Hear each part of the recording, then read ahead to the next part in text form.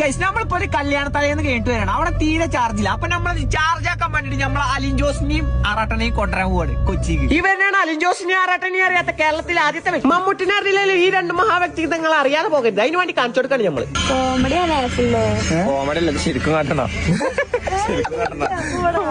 പുലർച്ചെ 5 മണിക്ക് പുട്ടും ബീഫും കിട്ടുന്ന ഒരു ഷോപ്പ് ഉണ്ട് നമ്മളെ എടപ്പള്ളിയിൽ.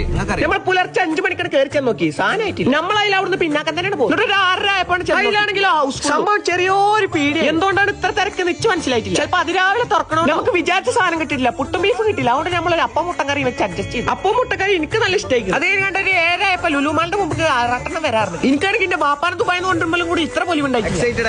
കൊച്ചിനിപ്പതാ വരുന്നു. ഷർട്ടിന്റെ മോൾ കൂടി കോട്ടിട്ട് കാണാൻ നമ്മളെ ആറാട്ടൻ കാറിനിറങ്ങി വന്നാണ് തെന്നിന്ത്യൻ super star AJP Alin Jose Perera. ആറാട്ടനെ പോലല്ല, ആൾക്ക് കുറച്ച് ഡിമാൻഡാണ്. പക്ഷെ ഒന്നാണ് മോട്ടറാക്കി, പിന്നെ ആള് പാവാണ്.